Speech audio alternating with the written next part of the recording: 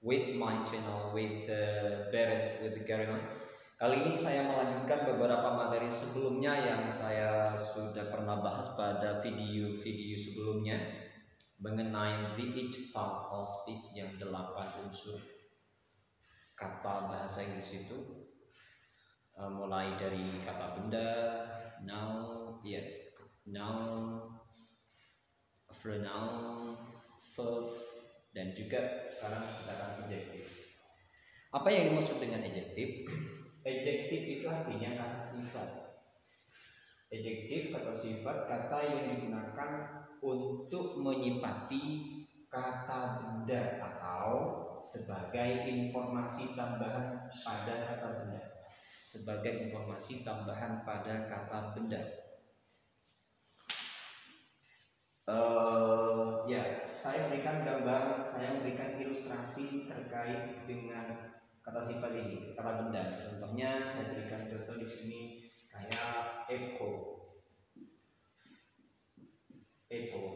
Jadi yang terlintas dalam otak kita yaitu bisa ini nanti banyak ya, istilahnya bisa apel manis, apel tidak manis, apel manis, apel tidak manis, kemudian apel matang, apel tidak matang, kan seperti itu nantinya. Artinya nanti apple di sini nanti bisa membutuhkan informasi tambahan lagi supaya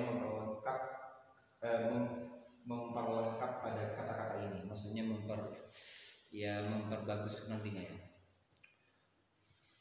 Contoh di sini saya kasih di sini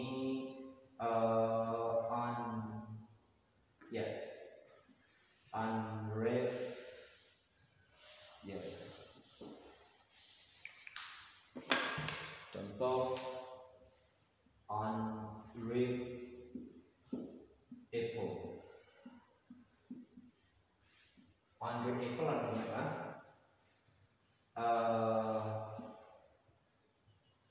Apel yang tidak matang, apel tidak matang. Kalau red apple berarti apel yang sudah matang, apel yang sudah masak. Kalau ini unripe apple, apel yang tidak masak. Jadi ini sebagai tambahan, informasi tambahan mengenai apple. Jadi ini sebagai informasi tambahan kepada apple atau sebagai kata sifat. Jadi unripe-nya ini sebagai kata sifat pada kata benda atau sebagai informasi tambahan mengenai kata benda tersebut. Kemudian sekarang kita berbicara tempatnya, di mana letaknya, penempatan atau letak kata sifat, yaitu ada dua. Yang pertama adalah penempatannya, kata sifat ini bisa berada di depan kata benda. Di depan kata benda.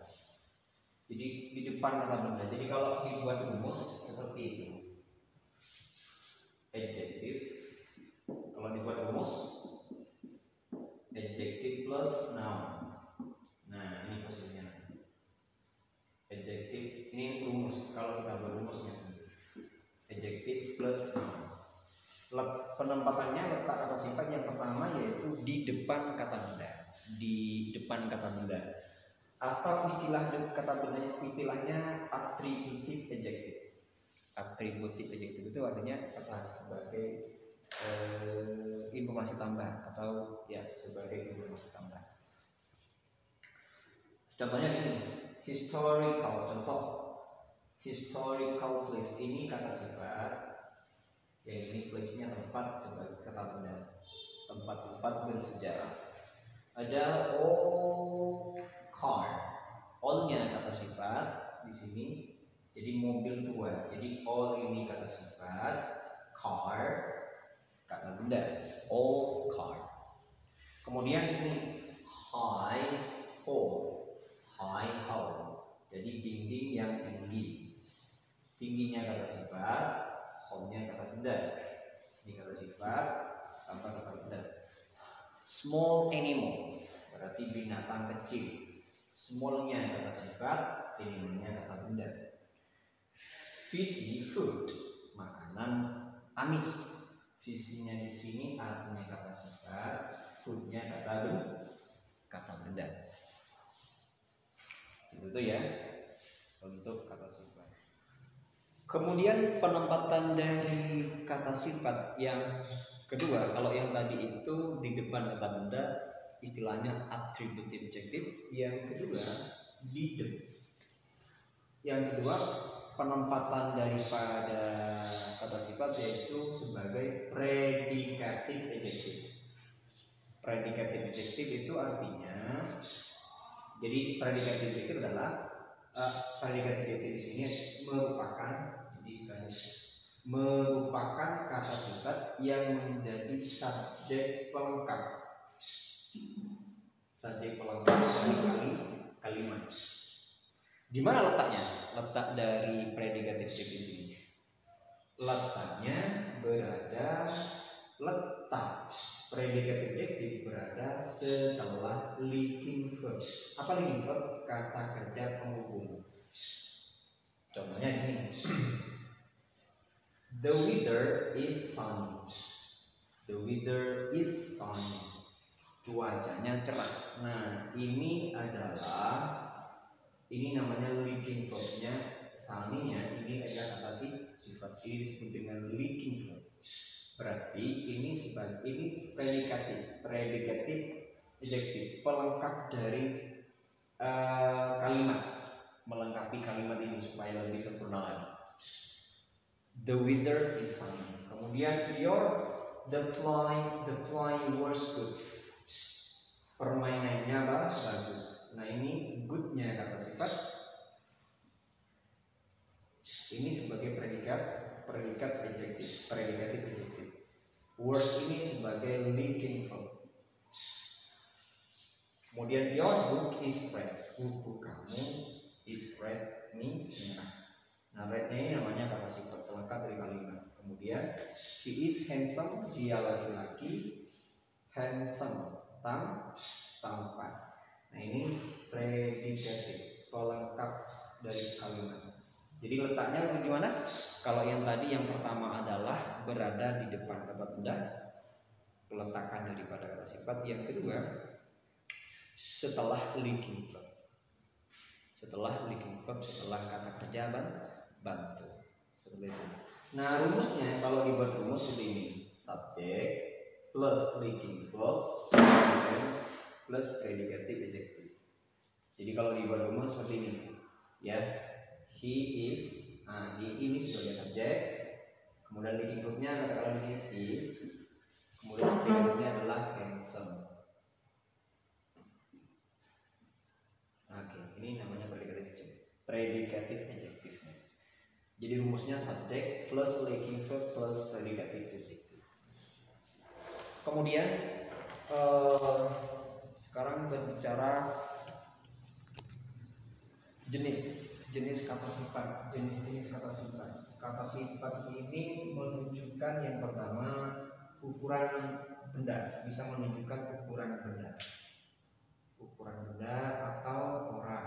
Contohnya, jadi jenis kata sifat bisa menunjukkan ukuran orang atau benda. Contohnya ya, small house, rumah kecil. Nah, ini benda berarti ukuran benda, rumah kecil. Kemudian large lake, danau yang luas, danau yang lebar, danau yang besar. Kemudian big man, nah ini untuk pada benda. Kalau ini big man berarti ini untuk ukuran dari orang. Contohnya big man, lelaki besar. Lelaki besar. Oke, yang pertama. Yang kedua, kata sifat menunjukkan warna benda, sehingga untuk warna benda. Contohnya red blood berarti darah merah. Kemudian blue sky berarti langit biru.